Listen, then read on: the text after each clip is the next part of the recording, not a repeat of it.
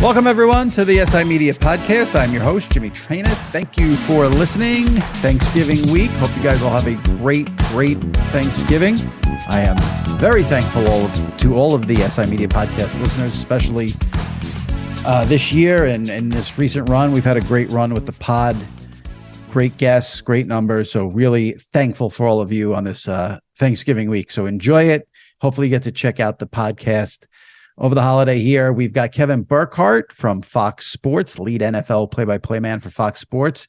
Talks about taking over for Joe Buck and moving into the lead role and his upcoming partnership with Tom Brady. A couple other topics there with Burkhardt. And then Sal Licata joins me as he does every week for our weekly Traina Thoughts segment. A lot of Thanksgiving talk, and we read Apple reviews for the SI Media Podcast in that segment. Before we get to it, quick reminder, recent episodes are in the archives. If you missed any of those, check them out. Subscribe to the pod. Leave a review. We will read it on an upcoming episode. Recent guests include Joe Buck last week, Kevin Clark 2 weeks ago, Jim Nantz 3 weeks ago, Chris Russo, Dan Lebitard also have been on the SI Media Podcast in the last couple of months. So check them out. Subscribe to the pod. Leave a review. And appreciate you guys listening, as always. All right, let's get to this week's episode. Kevin Burkhardt from Fox Sports, followed by Traina Thoughts right here on the SI Media Podcast. All right, joining me now, the voice of the NFL on Fox. He will be in front of about 40 million people on Thursday for Giants Cowboys. First year as the lead announcer. Cell phone goes off while I do the introduction. Who's calling you? How about that? Who's calling you, Kevin? Who's calling you? That was I didn't even look. I just hit decline, to be honest with you. Get it off. You could have seen who it was. Kevin Burkhardt from Fox. How are you? Hey, good to see you again, man. Good to see you. Thanks for doing this. Big week with the Giants and Cowboys, 425. Fox has got to be thrilled with that matchup. I think it was cool. Oh, look, it's cool for me. I mean, I'm getting to do a game that I, watched my whole life. But I think it, growing up with the old school NFC East, I think it was cool when a matchup came out. And now it's like, holy cow, it's a hell of a game. Now it's like a huge game. So it would have been fun anyway, but this is pretty cool. I mean, it's going to be a monster game, I think. So, I'm looking forward to it. I'm sure I can guess the answer to this because whenever I ask any broadcaster, they give the same answer. But do you think about the fact that it's going to be 40 million people watching you on Thursday? Well, I mean, we just had 29 million people watch our Packers-Cowboys game, right. And I didn't think about it one time during the game. I don't know. I'm sure you talk to Joe all the time. I'm sure I don't know how you could possibly think about that. So here's what I'll say to that stuff. Look, it's in the back of your head. Obviously, a lot of people are watching, but the whole thing with when Joe left and taking over this role and getting the Super Bowl is like, oh my gosh, so many people are going to be watching. Yeah, I mean, no shit. I mean, it's so. I like it. I enjoy it. It doesn't affect how I do my job. It really doesn't. I mean, I'm excited that we had that many people for watching Packers Cowboys. It was a hell of a game, but it doesn't matter. What matters to me is that the event is super cool and getting to be a part of it. So whether it's 29 million or 500,000 or 100 million for the Super Bowl, whatever it is, I don't know. I just can't think about it. Yeah. Have you noticed any differences at all being the number one guy as opposed to the number two guy, which you were for years at Fox before Joe and Troy went to ESPN? I not really. Look, I think the things that in the back of your head is hey, like you're the the forefront of the network, right? I mean, these America's Games of the Week, they're going obviously to monstrous audiences, so you are the face along with Greg and Aaron and Tom that people see every week. So you're representing a lot more than just yourself. But I never really thought that I wasn't doing that anyway, just because my other games weren't going to this many people. But to tell you that something has been amazingly, remarkably different, Jimmy, I don't know. I'm just doing the games, man, like having fun. It's obviously a new crew. So, when we started, we're getting in and you don't know, look, Joe and Troy were there for 2 decades, right? Like I'm not an idiot. You're walking in and people have relationships. And so my philosophy was with Greg, who I'm close with. So it's kind of nice that we're doing it together. It was like, let's just be us. let's do the games. Like, let's be, friendly and we'll see where it goes. And everyone has been so awesome welcoming us and kind of making us feel like we're at home. So, yeah, it's a totally different crew. We have a hell of a lot more crew and technology than we did on the other crew. Other than that, I think once the games start, it's the games. I don't know. I mean, I'm having fun doing it. It's been a blast. And yeah, at least these monster audiences. But to say, like, I feel like, oh my God. I mean, I think the one difference is, and again, staying with the game thing, it's like, we're doing Packers Cowboys and, we're there at Lambeau Sunday night and then you obviously see the audience. It's just so cool to be there. Like at these monstrous games, like I've had good games before. I've had playoff games before, but doing these games week in and week out, like with these A games that we get, it's pretty awesome, dude. It really is. It's really interesting because we focus so much on what you just said, the A game and the A crews, but the B crews get a playoff game and they get a good game almost every week, especially with you with the NFC. Like this year, for example, the NFC is so stacked compared to the AFC because you have Brady and you have Rodgers, then you have the Giants are good, the Cowboys, the Niners are good, a couple other teams I'm probably missing out there. So being on that second team is good. But there is, I feel like, the difference between the B team and the A team is just, I've talked about this with Joe and, Al has this, the big game feel, the big game presence, because you are that 425 standalone. I mean, I say this almost every week on the podcast. So much attention is focused on Sunday night, Monday night. Sunday 425 CBS Fox is the money spot. That's always the highest rated. So the B crew always gets a good game, it seems like, but there's still that bump to the A crew that is different. Would you agree with that? I would say I felt that. I had a million great games the last 10 years doing the second crew on Fox, and again, playoff games, right? So like I was never like, oh my God, like any game to me is great. Like I was just happy. I was happy as a pig in shit just being in the NFL and doing games, right? So the fact that this happened is like a whole nother thing. But yes, it is cool. Like the 4:00 games, you feel, we did 49ers Rams a couple weeks ago, and it was like, this just feels big. It feels like a big game. Like it's the time slot, I think, as much as the matchup. We did Cowboys Packers. You're talking about obviously iconic franchises at the Mecca, and it's getting dark out, singing Roll Out the Barrel. I mean, I love that stuff anyway. Yeah. But yeah, I would say you asked me earlier about the audience number. I would say you feel the presence of the game and the matchup and the time slot more than people watching. That's at least to me. Right. That makes sense. Tell me where you were, what you were doing when you first found out Joe Buck was leaving and that position was open. Because you may not say it, but I would assume when you hear that position is open, your first thought is, oh, well, I'm number 2. Maybe I become number 1. So I'm just curious, like what you went through with that whole thing. All right. So I'm trying to think, like, obviously, when this stuff started happening and like when Troy left and then the whispers started, I just didn't believe it. And like, I'm friends with Joe.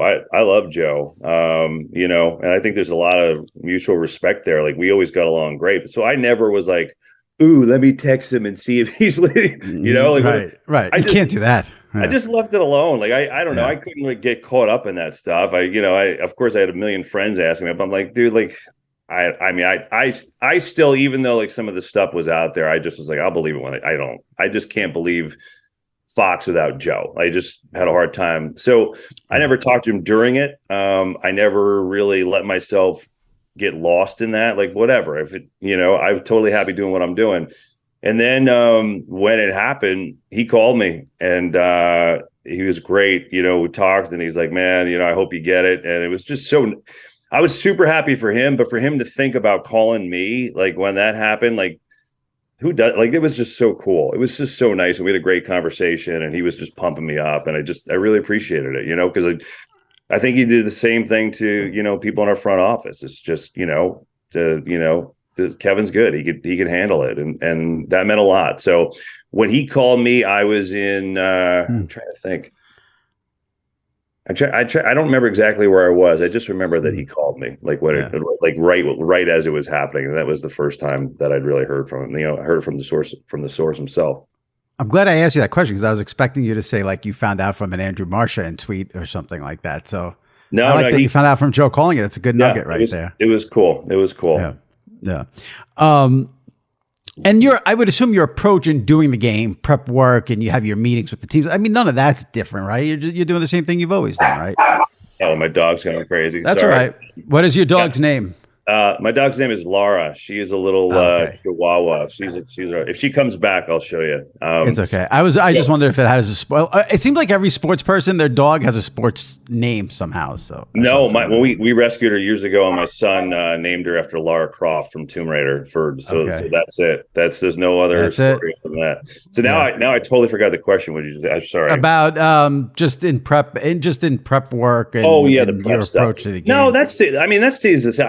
When this whole thing happened, obviously, like, look, you know that as time goes on, people get used to being in the seat, and there's maybe more things you got to do, maybe more times you got to do some things that are involved in promotion or sales or just things that that obviously the guy who does the A game gets pulled into. But like, I'm still like, I told myself like, okay, I'm going to do this the way that I've always done it, right? Like they put me in this spot thinking that I'm doing a good job. I have done a good job the last 9 years. So I'm just going to keep everything the same. I really haven't changed anything in terms of prep or how I go about my business or hopefully the way that, I treat people. I'm just keeping it the same way until somebody tells me differently. Yeah, it wouldn't make sense to change it because you got moved up to the number one spot because they like what you do. So why change it? Yeah, it's kind of common sense. Thought. Yeah. Kind of work to this point, I guess. What is feedback bit like? Have you noticed a lot more feedback to your games, whether positive and our fans like Joe's always saying, and everyone says they fans think you hate their team. Has that increased? Has it been mostly positive? What's been feedback? I'm sure you don't check Twitter because anyone who's a play-by-play person who has brains should not check Twitter. Yeah, I don't look. If you think I'm going on Twitter during a game or after a game, I'm not. Yeah. I mean, I'll go through some, during the week, sometimes later in the week, and just see. And I used to respond a lot more. And it's a shame because I actually like Twitter and I like a lot of the responses. But there's, I can't waste my time. I get involved in some of the negative stuff. So I think it's probably the same. There's always people who say you suck. You're rooting for this team, or God, you're rooting for the Cowboys. You're rooting for the Pack. I got news for you. And I know you've heard this from others before. I'm rooting for a good game. That is what I am. I'm rooting for drama in the fourth quarter.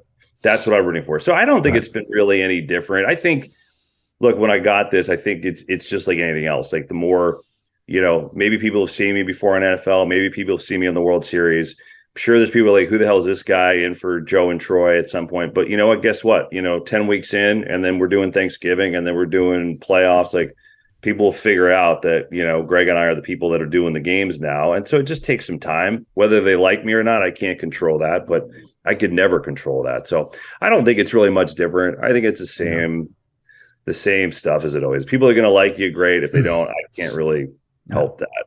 And it worked out nicely that you got bumped up with Greg Olsen because you don't have to now worry about a new partner and new chemistry. And, you guys have worked together for a couple of years now. So that had to be nice just to keep the same analyst with you. It was, to be completely fair. I mean, I've worked with plenty of new people for baseball and football, and it's, it takes work to build chemistry. It's not easy, right? It doesn't come overnight. So getting to do that with Greg, who I really love and respect, and I've known him forever. Yeah, that was great. Because the thing that was great is we knew we had chemistry already. Like we knew each other really, really well. We worked one year together. Like I said, I've known him since he was a kid. So having that already in the bank when you're going to have all these eyeballs on you and not having to work on that, just work on our craft and then, work with the new crew and getting used to each other. That was a relief almost in some ways, it's because it's just one thing you take off the table. So yeah, it's been great. What do you think makes Greg so good at being an analyst?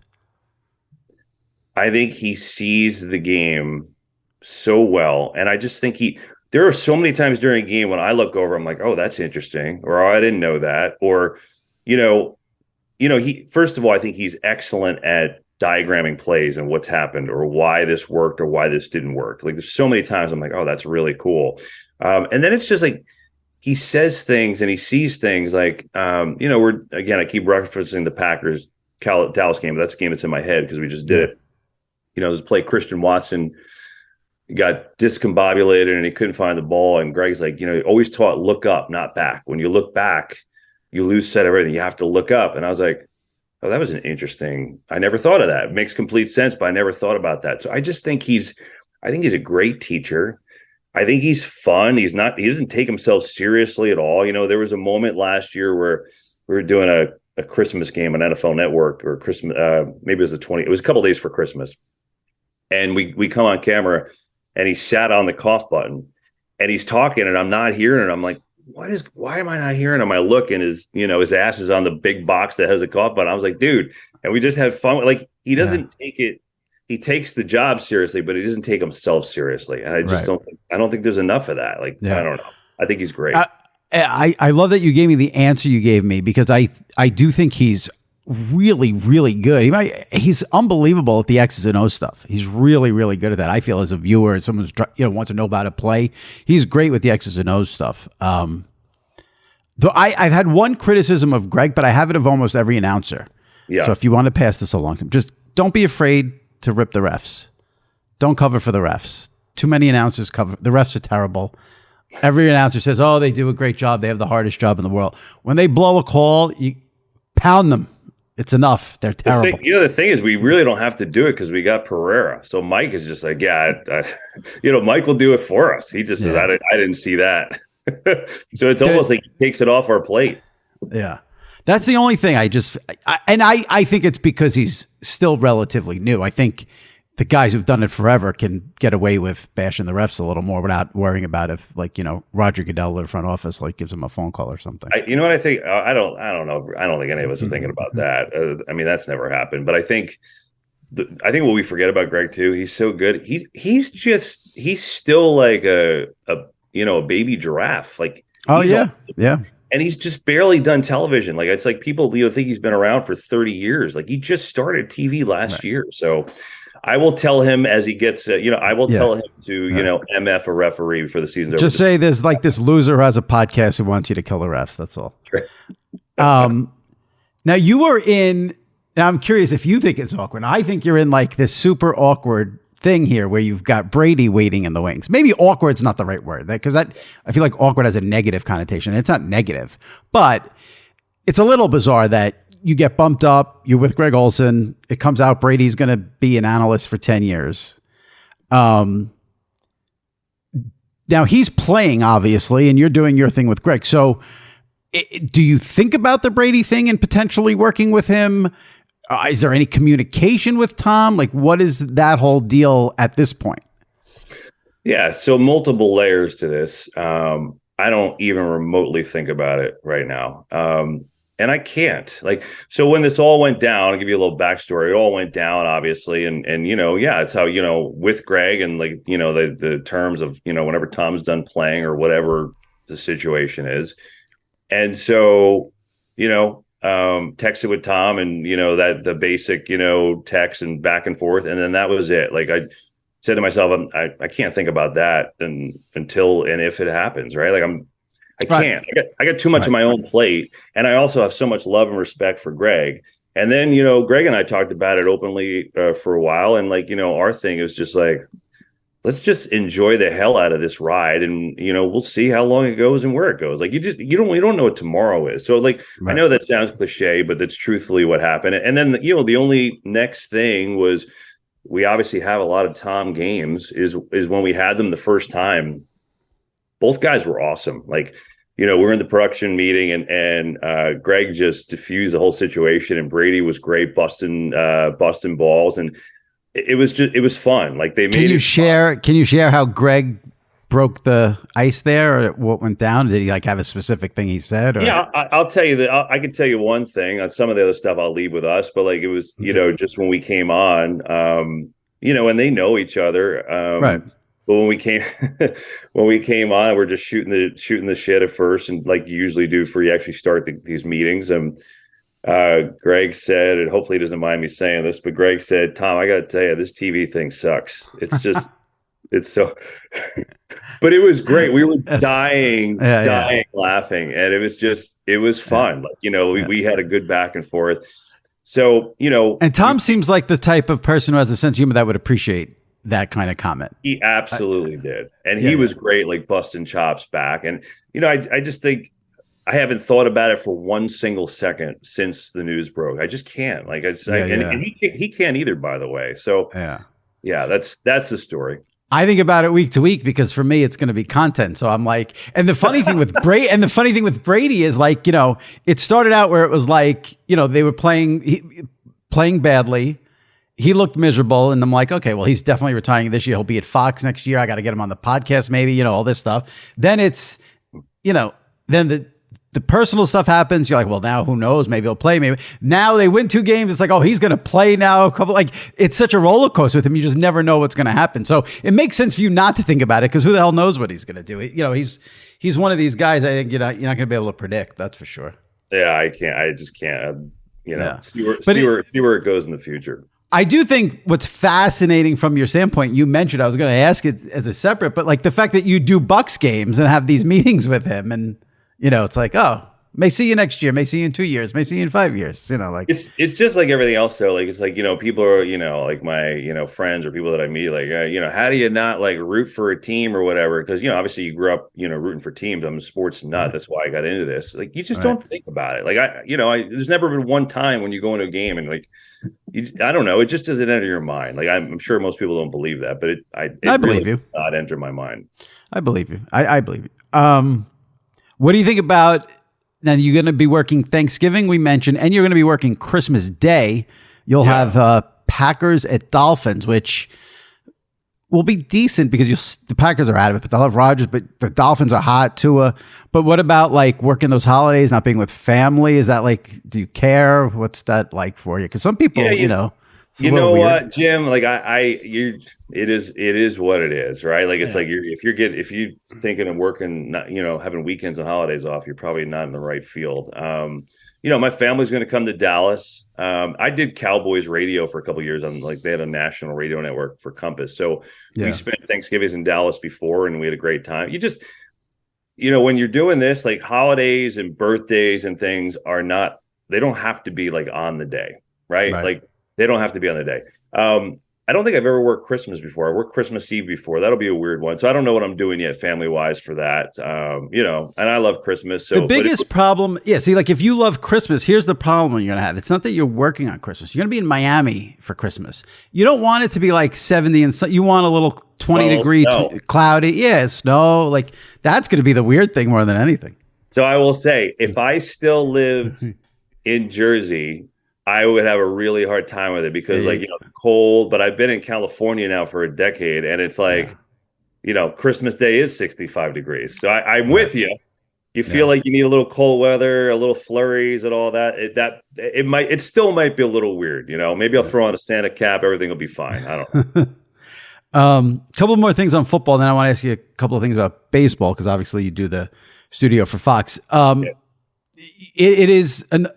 It was amazing everything that happened in the offseason with all of the announcers switching and you getting promoted. And it just seemed like, and we talked about the Brady thing, another layer in all this. You get bumped up to the A crew with Greg, and it's the year Fox has the Super Bowl.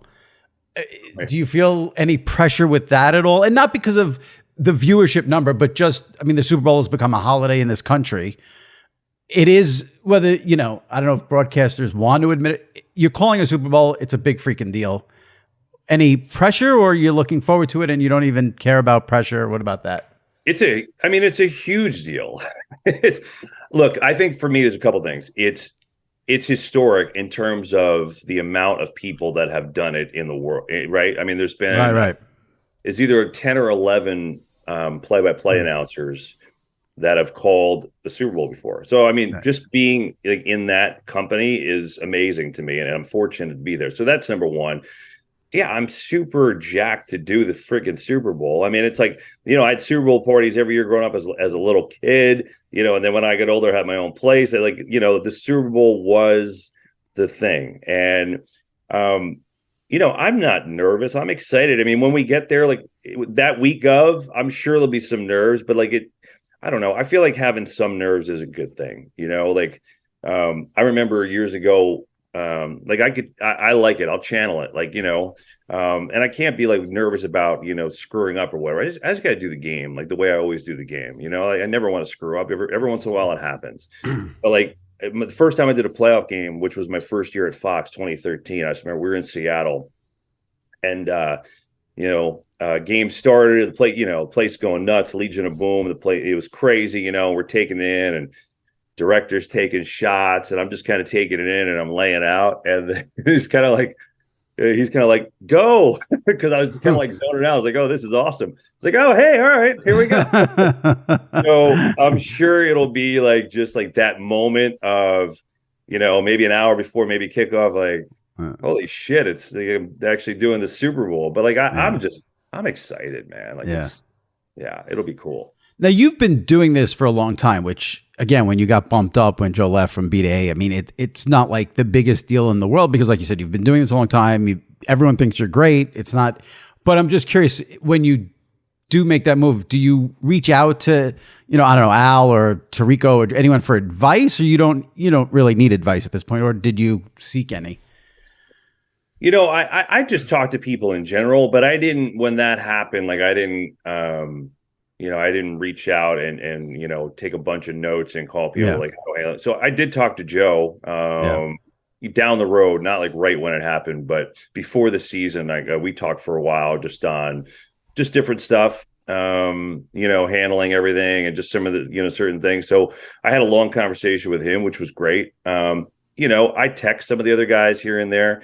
But I don't know. I think it's just, to me, I felt like I just needed to keep doing what I was doing. It's not to say that not to say that I can't learn. It's not to say that I'm not looking to learn, but I feel like the more that I put in my head of like, okay, got to do this. What about this? Then I would just mess me up. So I decided to talk with Joe. I just text organically with, Tirico or anybody else and just, in other announcers just in general. But I didn't have like multiple phone calls of how to do a Super Bowl. I know how those guys have done it. I've watched them all. I'm not trying to be them. I can't be them. They've done it. They've been in that seat for a long time. So maybe when we get closer, to that week or get in the playoffs, I might revisit it. But no, I other than Joe, I kind of left it at that. Now, when I first reached out to you to come on the pod, it was because I was in a sports bar on a couple of Sundays ago. Yeah. And I shouldn't say unfortunately because they're decent now, but in the sports bars here, I'm in New York, Long Island, they have the sound usually on the Jet or Giant game, so I wasn't able to hear you. But at one point I looked up to the screen and you were in Detroit calling the Packers-Lions game at 1:00. And I had seen you like 10 hours earlier doing the Game 6 World Series ceremony in Houston. And I said, now, how the hell did he pull this off? And like, I know this is a big like Chris Mad Dog Russo thing, and I'm not that extreme with it, but I was like, this is a really interesting broadcasting story. Tell me like the logistics of what you did from the Game 6 World Series final to then being in Detroit for the Packers-Lions game. All right, Becky. So you're in Houston. You got the Game 6. That's fine. He does love it too. He went absolutely nuts last week with Andrew Catalan and the Buffalo Cleveland game getting moved. He spent like his whole show detailing Andrew Catalan's travel. And he had on a weatherman to talk about the weather in Buffalo, and he had Catalan on. And Catalan had told, this was actually an interesting thing. Catalan traveled separately. So Catalan does the games with James Lofton. Right. And their sideline reporter, Amanda Renner. And he said they were flying from San Diego to Buffalo with a stopover or a changeover in Detroit, where the game got moved to. But the announcement that the game was going to be in Detroit wasn't until after they had their stopover. So they flew all the way from San Diego to Buffalo, stopover in Detroit, got to Buffalo, and then had to drive to Detroit, where they were for the stopover. Dog's head was about to explode when Catalan told him this story. That's unbelievable. That's a great one. And had to drive back, so he couldn't get a flight back. Catalan did the interview with Russo driving from Buffalo to Detroit, and Dog was yelling at him about what route he was taking. Wasn't he driving through the blizzard? Wasn't he driving through it? or did it not happen at that time? I think it didn't happen yet. It was because this was the day. It was on the Thursday when they moved the game, so the blizzard hadn't started yet. I didn't hear this with Doug, but I almost feel like I need to call Andrew after this because I want to hear it myself. You should. You should. I need the Doug. Doug was questioning Catalan like someone on like the January 6th hearings. Like he was badgering him to no end about why are you doing this? Why didn't you get it connecting? And I'm an idiot because I'm listening to it and I love every minute. I'm like, what's wrong with me that I love that this guy's a lunatic with travel stuff? And then I'm asking you about being in Houston and Green Bay in a 12-hour span. So it rubs off, I guess. I was, it's funny. I get sheepish talking about it because it's not like I'm like digging ditches here. I mean, I did. No, but it's just interesting. It has nothing to do with, comparing yourself to anyone else. This is what you did. It was a super fun month. Like it was really cool to be involved in like all the playoff baseball. And I missed a couple games just because stuff was on Sunday. But basically, they shuttled me back and forth. So I would do, Niners Chiefs and then go do NLCS. And it was fun. I mean, the only thing that sucked is at the end. Well, I know because I talked to you that week is that I got sick. Like I guess just after a while you're on 8,000 planes and around everybody's sick. So I was starting to get sick Saturday game 6. I just felt it just felt it coming on and like whatever. I don't care about that, but it's always the voice. I've had like when I was younger, I had like multiple sinus surgeries that I always get. Like when I get it, it's like always a whole thing. So like that's what worries me. I could care less how I feel, but you're always worried about you don't want to lose your voice for the game, right? So, I did the thing. I did the trophy game 6. We did the post game show, and then shot up, and they had us on a plane, and I got to Detroit. I guess it was 3 a.m. maybe. Wow, something like that. When we got to the landing and got to the hotel, and then it got a little long nap in basically. Got up, showered, and then I woke up. I was like, oh man, I just felt it like all kind of like, but I was okay. So, woke up, had a giant vat of coffee, took a steaming hot shower, and I got to the game later than normal. They all the crew was awesome. They all did like all these things for me, like to kind of, to the point of this is how good it is. All right. Like Casey Garland, who's our BA, like had the hotel, like I got my suit there and pressed the suit. So literally I woke up and my suit was in my closet. Usually I bring it myself and iron it myself. Right, so I literally woke up, I ordered a coffee, steaming hot shower. The suit was already there, put it on, grabbed the coffee out the door, go to the game, and then got to the game, talked with Greg about stuff. Didn't even go to the field that day. Usually we're always down on the field. I just needed the extra. Did you feel it again? And this is not Kevin. This is me asking Kevin a question. He's not saying he has a incredibly tough job, but is it hard to call a game and be up, energetic, your voice for 3 hours when you've gotten 2 or 3 hours of sleep? Did it feel like a normal game, or did it feel different because you had that travel? It felt like a normal game. I was hopped up on caffeine. It felt like because you just like locked in, like you're laser focused in once it starts. You're like this. Yeah. After the game, flying back to LA, I was dead. That makes sense. Yeah. And like that was the end of the World Series. So like Monday I got sick, like full on sick. And like Monday I was just like this. So like I think it just you kind of like you zone out and you focus in, you power through. And then Monday I was just like and then I'm the idiot who texted you about coming on the podcast. You were probably like, this asshole's texting me now. I'm sick as a dog. I was in Houston and Green Bay. Hang out, but I was like, man, I don't think this is the week. I think I need to chill this week. So yeah, it was that.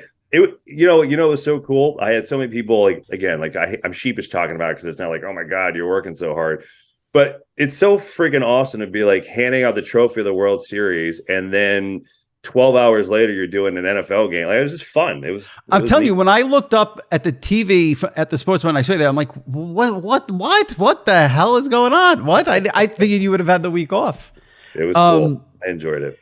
Yeah. I mean, listen, this is when the NFL season is here as an NFL announcer, this is it. You got to go. I may have asked you this before, and this has absolutely nothing to do with Joe Davis or Fox or anything. I'm just curious. Did you do the studio? Obviously, you're a great NFL play-by-play guy. Did you ever want to do baseball play-by-play? It was why studio? Why did you ever want to do the games, or you never had that desire for baseball? Because I know with the Mets, you're obviously a sideline reporter, just for anyone around the country who doesn't know. So I've never heard you actually do the games. I think you filled in, obviously, here and there. I've done games. I've done game for Fox. I filled in, not a lot, but I filled in for Gary Cohen on the Mets over time. Right. I really like the difference. I really, so I love doing NFL play-by-play, but I love doing the studio for baseball because it's so different. And I've always taken a lot of pride in being versatile. Like people back in the day were like, oh, you got to pick one thing, and I never wanted to pick one thing. So I actually have always really enjoyed, doing play-by-play for NFL and then doing studio. And quite honestly, the Fox supports it so much, and they've pumped up our show and made our show like a great thing, and so I love it. And the cool thing, you mentioned Joe Davis, that is not Buck. When we both found out at the same time, we were both doing the Pac-12 tournament, and our boss flew out and kind of told us separately, but the same day, like what was going on. And it was really cool. Like that night, like we popped a bottle of champagne together. And I think it was kind of like it was a cool, like brothership moment, like just really happy for the other guy. And like, so the play-by-play stuff never crossed my mind. I didn't mean it as like, why didn't you take over from, I didn't mean it that way at all. I just meant you've done studio for so many years. Play-by-play. Yeah. Well, cause you do NFL play-by-play, that's why it just, I do. I like it, but I like doing the studio, and I like, if I'm being honest, I like NFL play-by-play better. Yeah, I mean, I would imagine, especially. I mean, well, what's interesting is I just had Buck on, and he said when I asked him about the negative feedback from fans, he said it was all baseball. He said football, he really never had a problem with the negative feedback. It really came from baseball, and I've been trying in my head since he's told that to me I would think the NFL fan is the lunatic fan. It just seems I think to fit though. I know why that is, because obviously I did regional TV baseball. That's what he said. Yeah. With NFL, you have your favorites, and you have people who you like more than others. Like I know when I was a fan, like I know there were people that I liked hearing on the game that I wanted to watch more than others. It's just like do you like red or green better? Like it's like everything else, right? But I don't remember being like, oh my God, I hate this person. With baseball, you watch your local people every single day for 5 months. And then for the postseason, here we come parachuting in and like get used to the new voices for the next week, 2 weeks, month, whatever it is. So it's like, you're like, I want my own guys. So it's like, there's that regional affiliation, reality TV love that we're in people's living rooms every night for 6 months. And then all of a sudden you go to the playoffs and it's like, wait, it's somebody different. That's why. Yeah. Let's wrap up with this. Since you mentioned the regional versus local with baseball, obviously how I first ever discovered Kevin Burkhardt was you doing Met games, sideline reporter, did a great job with that. And the Mets have an excellent local crew here, SNY TV, with Gary Cohen, Ron Darling, Keith Hernandez. Do you have any Keith Hernandez stories from working with him back in the day? I mean, he is, there are characters in broadcasting, and again, mostly it's a national level. I'm thinking of like the Bill Waltons and but locally there are characters. We're lucky in New York because we have Sterling, but Keith Hernandez is an all-timer, an absolute all-timer. So I would imagine you must have a couple of stories about working with Keith back in the day. He is an all-timer. He is just like you see him on the air. He's exactly like it off the air, and it is beautiful. Most of the Keith stories I can't share. He would routinely like open up my mic when I was on the sideline and make me laugh, like all the time. He would just say something that would be funny as hell, and I'd pee in my pants. Yeah. There's so many things with Keith. I mean, one of my favorites with him is and we obviously spent a lot of time together. He's a close friend. I love when we'd always ask him Seinfeld stories, of course, and I think he's told this publicly, but I love when he talks about the kissing scene with Elaine, because he's like, Kev, I messed that scene up purposely. I wanted to do it over and over. It's like, the funny thing is, I could see him doing that. It's not just like he did it on action. Oh no, we need this, or can you do this? I could see him saying like, oh, I got to mess this up so I could do the kissing scene over. Like I love that whole group. Those guys, I'm so close with them. They're great. Since you mentioned Seinfeld, I'm gonna share a little secret here for the listeners. We're taping this on Friday, November 18th, so I can enjoy my Thanksgiving, and my producer Shelby can enjoy his Thanksgiving. So we're taping this a little ahead of time, which I never do. But this is a good case to do it. So on the day we're taping this, Friday, November 18th, today is the 30th anniversary of the contest episode. Oh, And I bring that up for two reasons. One, I cannot believe it's been 30. Like, you know, every day you do that whole like, oh, I feel old today when you see this or this, you know, this song that came out. 30 years since that episode is frightening in terms of like how old I feel from that. But I went because I put the clip in my column and I went and watched that opening scene. I don't know how Jason Alexander didn't win Emmys every single year. He never won. His delivery of when he's telling the story again, when he goes, I was alone. Like, how did he not win Emmys the work he does in that episode is off the charts. You know, it's funny. I first of all, I can't believe it's been 30 years. Holy cow. I know, it's crazy. But it's like the only show, like even still, like last night. So I'm down in my office last night. I'm doing prep work and I have the TV on and flipping around. And I was like, oh, I think Seinfeld's on, you know, local channel. So of course it is. So I have it on in the background.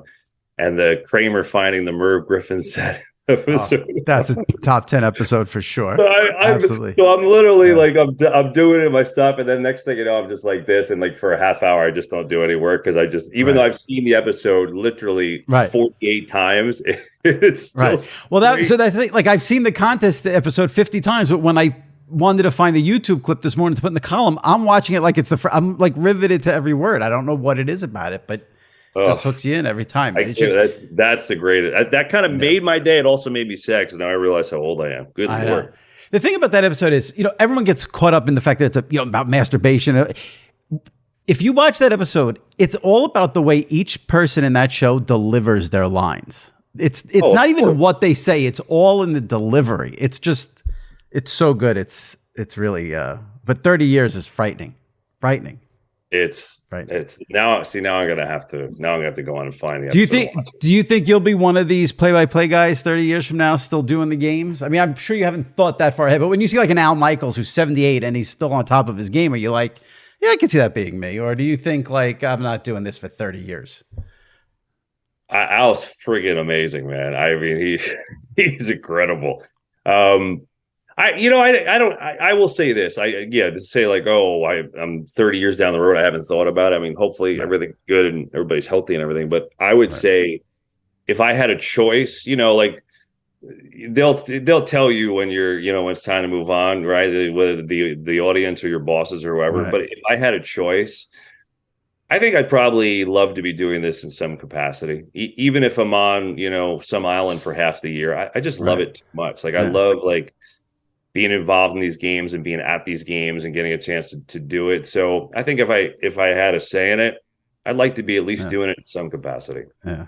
Well, and you got to wait for Tom because he's got 10 years to do, so, supposedly with his contract. So, he may play for another 5. So that'll, then you're 15 years down the road. But by the time that contract's over. Oh my gosh. Now you're just 15. Now all of a sudden the episode is 45-year anniversary. Exactly. Jeez. Can we do this year first? It's scary how it all flies by, but I appreciate you coming on and best of luck the rest of the season. And you will have many, many eyeballs on you. Thanksgiving, Super Bowl, big year. Maybe we'll talk to you in that 2-week window before the Super Bowl if you're up for it. Yeah, down. I mean, not as many eyeballs and ear bowls as the Jimmy Traina podcast, but it'll be close. It'll be close, hopefully. Similar. All right, Kevin, happy Thanksgiving. Take care. Stay healthy there. It's important. You too, man. You well. All right. Take care. Thanks. All right, joining me now, as he does every week, for the weekly Traina Thoughts segment from WFAN Radio, SNY TV in New York, Sal Licata. Sal, happy Thanksgiving. Happy Thanksgiving. The time is here. Best time of the year.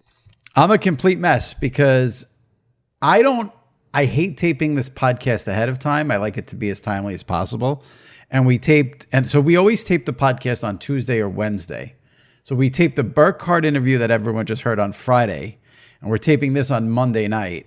And I forgot what I wore during the Burkhardt interview, so now I'm probably not even matching so the whole thing's a mess. We're not doing a best bet today because I can't give out a best bet on a Monday. I think whatever, it's stupid.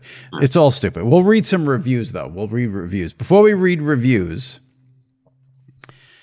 Thanksgiving, Bills-Lions is the first game.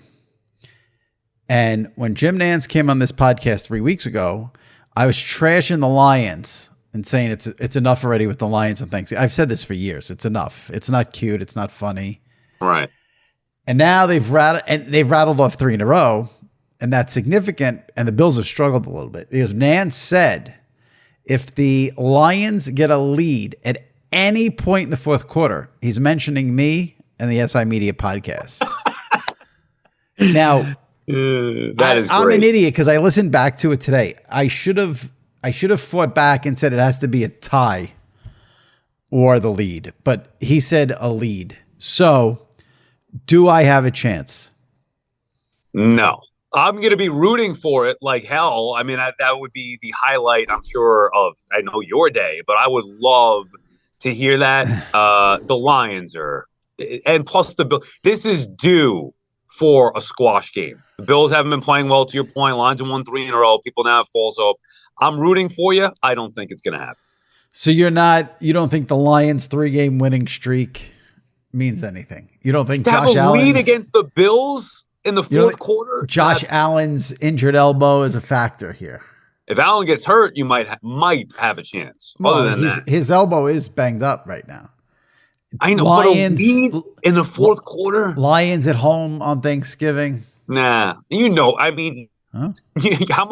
How big are you going to be betting the Bills on that day? Well, I know you. Listen, I'll just say this. I love you, but I'd much rather you say I have no chance than have a chance. That's fine with me. You're right. Let's put the Sal jinx on. I hope it works for you. Let's go. What do you think, though? Your gut. What do you think? I have to say, I'm worried about the Bills.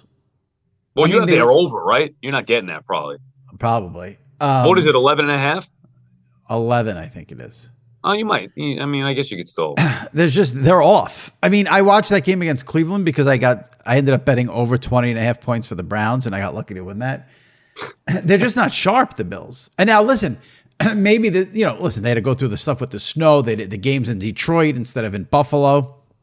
Actually, maybe that'll help me out this week because they went from Buffalo to Detroit. They're going back to Buffalo and then back to Detroit for Thursday. Why wouldn't they just stay? They didn't want to stay in Detroit from Sunday to Thursday. Fair enough. I guess if it's easy back and forth, then whatever. Maybe there's some jet lag in there for me. And Nantz mentions the pod. You're going to be rooting. Well, you don't care. You want the Bills to win so you get your over, but you just need the Lions to somehow have a lead. End of 3. I was looking forward to not having to pay attention to the early game because I thought it'd be 40-13 Buffalo. Now, where will you see? This is what I want to know. End of the third quarter, Lions up 21-20. Where are you watching Jim Nantz come back from break to start the fourth quarter? At my aunt and uncle's house in my uncle's den. Everybody, shut up! Shut up! Oh yeah, I'll be in there by myself. I'll be in there by myself. Okay, all right. Yeah, the family's got to be quiet. Huddle around the TV like it's Christmas morning here. The family's in the living room and kitchen yenting it up, and I go off to the den to watch football. It's usually my cousin. My cousin might be in there. Maybe my brother, but it's not going to be many people. But get the DVR set up. Oh man, that'll be great. I'm rooting for it. I hope it happens. We need the Lions to have the lead. And I just want to hear what Romo says in response to whatever it is that Jim said. That would be funny. And then you put Romo on the map before he became Romo. He should shout you out too.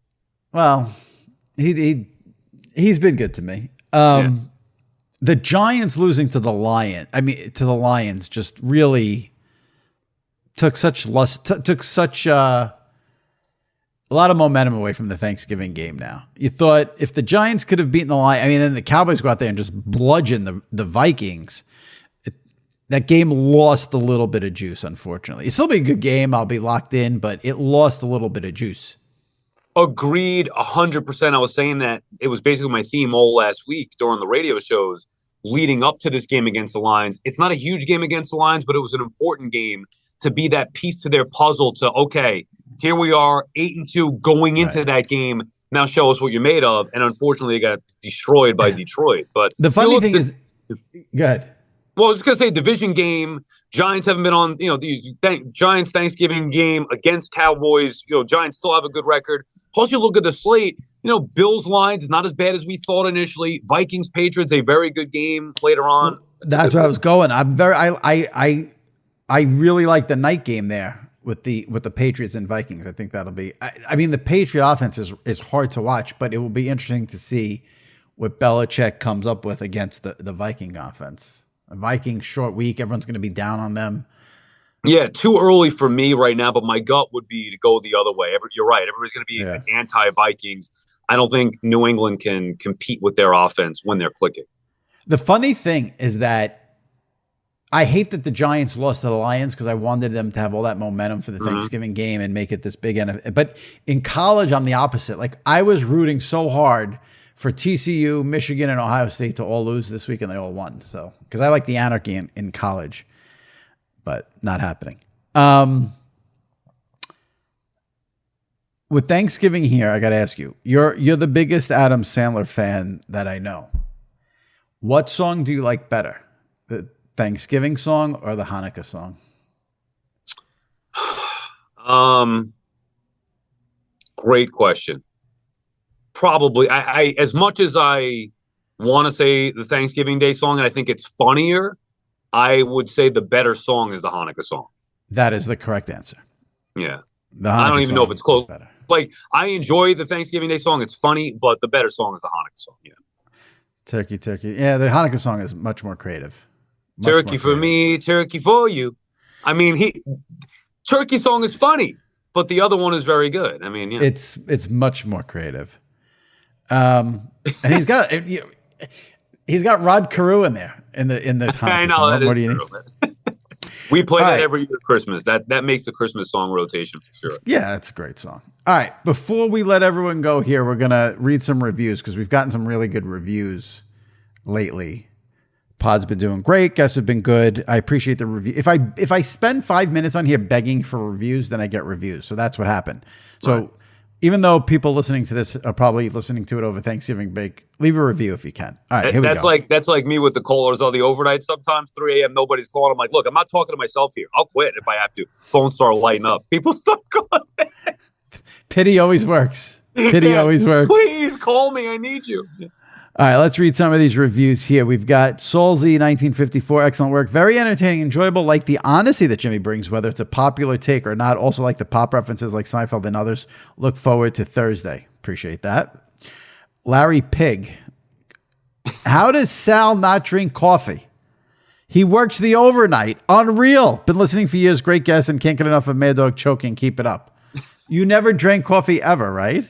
No, I'm not a coffee guy. No. Now, what do you do for energy? Like if you need a little pick me up? I'll have some peanuts or like a protein bar. What the fuck? Peanuts for a pick me up? I don't do caffeine, so I'm not going to have a. Yeah, I know you don't Bull drink soda. Yeah, no soda, no energy drinks. I've tried them occasionally, but they didn't do it for me. They taste good, but do you ever drink tea? Not during an overnight. No. Only if like I need, my throat is having an issue. Never for.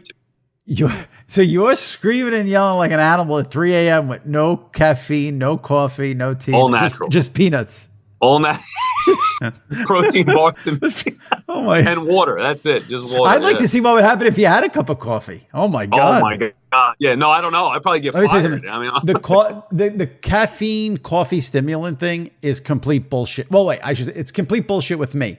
I can drink a cup of regular coffee, caffeinated, not decaf, regular caffeinated at 11 and be sleeping by 11:15. It has no effect on me. But I need it in the morning because if I don't drink it, I get a headache. I get the withdrawal headache. So it's, you know what freaked me out years ago, where like Red Bull and vodka, and I know it's so popular, I guess, but when we were going out and I would have a couple of those, I couldn't, like I was jittery the whole night, and I don't like that. I want to be able to go home and pass out. So. I can imagine. I can see that.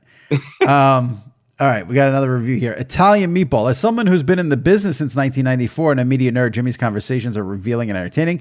Throw in Sal and the Curb Seinfeld references, and there you have a winning formula. Keep up the great work. Personal note, I loved hearing Jim Nantz drop my dear friend Dan Weinberg's name. We started together as young, underpaid production assistants at ESPN. Our whole group, Danny, was going up places. People like all the Seinfeld and Curb references. It's like, I think I reference them and I don't even think about it. It's just... Right. Like this afternoon, I was eating some soup. I'm a huge soup fan, by the way. Huge. What's soup your fan what's your go-to? Do you have a specific? I'm a big beef barley or chicken rice, vegetable, tomato. I don't like the chowders, but every time I have soup, I'll have soup 3, 4, 5 times a week. And every single time I think of when Elaine says, but did he crumble crackers in it? When they were trying to figure out if the Banya outing with Jerry was a meal or not, because all he had was soup. And Banya says, this doesn't count as the meal in the outing because I didn't eat food. I just had soup. And Jerry says soup is the meal. And Elaine says, did he crumble crackers in it? And the way Julia Louis-Dreyfus delivered that line, as always with her, was perfection. That's great. Dave MCN. You cranky bastard. Love the pod. Could give a crap about wrestling, but great New York focus. Respect the love for Howard and really appreciate how you're willing to go toe-to-toe with Russo and other big names. Oh, and Sal good too. Keep it up. And Swiss Miss is cheap crap. So that reference is when Kevin Clark was on the podcast. Kevin wants hot chocolate to be like the number 2 beverage in America behind coffee. And he doesn't feel like enough people appreciate hot chocolate. And I said, I drink Swiss Miss hot chocolate every now and again. This guy's trying to be fancy because it's, like $1 at ShopRite for the Swiss Miss, but it does the trick. Dan Corrado, huge SI Media Podcast fan. Jimmy asked for a review, so I'm happy to contribute. No complaints to Levy here. Jimmy is my guy, and Sal is awesome, even though he's a bigger fan of Matt Ryan than Matty Ice's father. Love Matt Ryan. Looked good again this past weekend. Well, I mean, relatively. All right. This one I cannot wait to read from Astoli. I've been really impressed with the quality of the podcast lately, and I think there's 2 primary reasons why. 1, little to no talk of wrestling. And 2, Sal's attitude these days.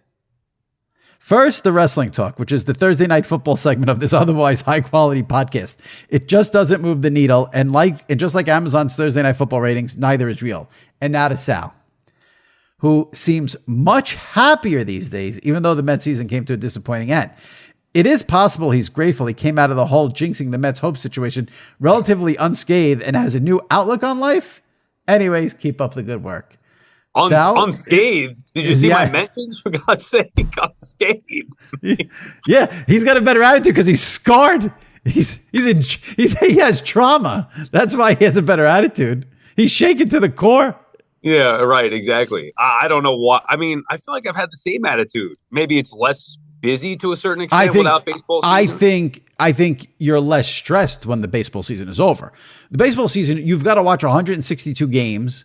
You got to do your listen, you got to watch other sports now without the Mets, but you're way more invested in the Mets personally and professionally. And plus, that means also way less invested in Twitter in the baseball offseason because there's just less things for me to care about. So, which probably helps. There's a sure way to lessen your stress is to get. Yeah, you're not kidding. Yeah. All right. Jake B in Buffalo, listener for years, love Sal and Jimmy. Bring on even more wrestling talk. The bipolar with the listeners is just. Hopefully, you can convince Rock and Larry David to be on the show someday. Maybe Larry. I don't think The Rock's going to happen. Hey, do you watch the Young Rock show? I just watched it again once in a while. I'll watch an episode. I don't watch every episode. It's so good. The way they do the old school wrestlers and tell the story, it's so good. I don't know if I've ever said this on the pod, but I thought I had Larry at one point when the last season came out. There were talks, there were negotiations, they were interested. It ended up not happening. So maybe when the next season comes out, we can pull. The Rock's not going to do it. Only thing I'm tired of on the pod is the complaining about streaming and changing the channel. Not even that I disagree, just tired of hearing about it. Keep up the great work. That's fair. It's a very fair. Agreed. That's fair. I'm not going to. Very fair. Cam Football Guy, this is the last one. The show is going downhill. Love the show and interviews, but I can't make it through the Traina Thoughts segment anymore. If I wanted to tune into that style of sports conversations, I tune into all the morons on the radio. Now, I guess he's calling you a moron, but I feel like we don't even talk about sports in this segment. I don't understand that. Cam football guy. What, are you going to go block him on Twitter? No. I don't. Cam football guy. I can't say what I'm thinking about you, but just know what I'm thinking. See, you get why does that bother you? I need to know, why does that bother you? It's a personal attack. Come on. No, if you don't like it, don't listen. Like, I mean, come on. This stupid radio guy's like. He left 5 stars. That's so all that matters. You leave 5 stars, I'm going to read it, even if you call Sal. No, I don't. I just didn't like the tone of it. If you don't like me, that's fine. Unfortunately, that's part of it. I don't mind the tone of it. I don't think he's not calling you out specifically. He's saying he doesn't like our sports conversations. Right. But I feel like we don't even talk about sports that much. But agreed. But what about what was the dumb radio guy comment? Like, that's disrespectful to talk radio, which I know a lot of people feel like that, even in the business. And I find that offensive, highly offensive. Because they can't do, a lot of people that critique, they can't do, it's not just somebody yelling on the microphone for 5 hours, believe it or not. It's difficult. Well, I think the problem is, and this is a problem with anything, when you do a general lump of, quote, sports radio, there's good sports radio and there's atrocious sports radio. So Agreed. I think, so his comment was, if I wanted to tune into that style of sports conversation, I tune in to all the morons on the radio. You see, that's where it bothered me. All the morons on the radio. I mean, well, there are a lot of morons on the radio. Fair enough. I mean, I'm not going to argue that. But that's what I don't like about the whole broad sports talk radio. There's good and there's bad. It's like anything. Right. However, you talk to one regularly on this podcast. Like, this is not lumping in. This is a specific one. I don't think he meant. I think he was saying he doesn't like the sports conversations that you and I have. Or he doesn't like our sports takes. And he's saying, like, if I wanted bad sports takes, I'd put on sports talk. You know, he's making that general. All right, maybe I was being sensitive. Maybe I was being sensitive to it. That's fine. I mean, don't sit here and try to tell me you think all sports talk radio is good. No, I hate most of it. I always say, there you go. I don't listen to sports talk radio. I do sports talk radio, but I do think you hit it all the time. I loved it. Come on. You hit on something that I would imagine for you is got to be frustrating, in that people just look at the sports take or sports opinion part of sports talk radio. They don't understand the putting together an opening monologue, the commercials, the keeping the call. Like, no one's ever going to give you credit for that unless they're in the business. Like, outside of the business, they're never going to understand what that is.